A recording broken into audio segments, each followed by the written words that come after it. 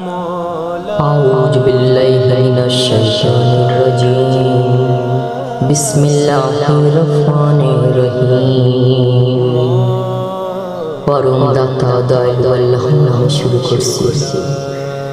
হে ওই সব লোক যারা ঈমান এনেছে, তোমরা অঙ্গীকার সমূহ পূর্ণ করো। তোমাদের জন্য চতুর্পদ পালিত পশু হালাল করা হলো।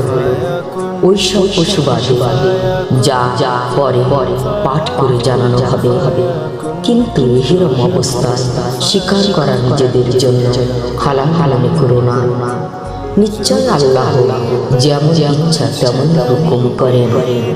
হে ওই সব লোক যারা ঈমান এনেছে, আল্লাহর নাম দেওয়া কোনো আলামতের অসম্মান করো না। কোনো হারাম মাসকে হালাল করে নিও না। কুরবানির পশুর উপর হাত তুলবে না। ওই সব পশুর উপরও হাত তুলবে না যাদের গলায় আল্লাহর নামে দান করার চিহ্ন হিসেবে পট্টি বেঁধে দেওয়া হয়েছে। ওই সব লোককে বিরক্ত করো না যারা তাদের রবের দয়া ও সন্তুষ্টির তালাশি সম্মানিত কাবা ঘরের দিকে যাচ্ছে। অবশ্যই এরকম অবস্থা শেষ হয়ে গেলে তোমরা স্বীকার করতে পারো।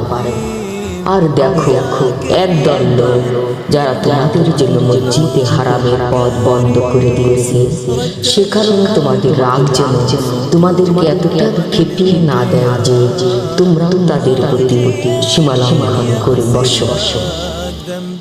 নেক কাজ ও তাকওয়ার ব্যাপারে একে অপরের সাথে সহযোগিতা করো। গুনাহের কাজ বাড়াবাড়ির কাজে একে অপরকে সাহায্য করবে না। আল্লাহকে ভয় করে, নিশ্চয় আল্লাহ শাস্তি বড় কঠোর। তোমাদের জন্য হারাম করা হয়েছে মৃত পশু, রক্ত, শূকরের গোশত, ওইসব পশু যা আল্লাহর নাম ছাড়া আর কারো নামে জব্দ করা হয়েছে, যা গলা টিপে মারা হয়েছে, আঘাতের কারণে মরেছে, উপর থেকে পড়ে গিয়ে মরেছে, সিংহের গুতায় মরেছে এবং হিংস্র জানোয়ার মেরে ফেলেছে। জীবিত অবস্থায় যদি জবাই করে থাকো তবে হারাম। আর যা কোনো আস্তানায় জবাই করা হয়েছে জুয়া তীর দিয়ে ভাগ্য জানাও যায় নয়। এসবই ফাঁসি থাকা। আজ কাফিররা তোমাদের দিনের ব্যাপারে সম্পূর্ণ নিরাশ হয়ে গেছে। তাই তোমরা তাদেরকে ভয় করো না, আমাকে ভয় করো। আজ আমি তোমাদের জন্য তোমাদের দিনকে পূর্ণাঙ্গ করে দিলাম এবং আমার নিয়ামত তোমাদের প্রতি সম্পূর্ণ করলাম।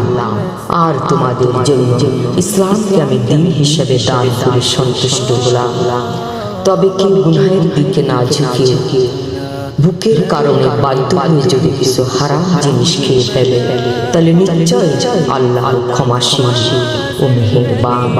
আল্লাহু আকবার, আল্লাহু আকবার, লা ইলাহা ইল্লাল্লাহ, আল্লাহু আকবার, আল্লাহু আকবার, ওয়ালিল্লাহিল হামদ। সূরা মাইদা 1 থেকে 3 আয়া।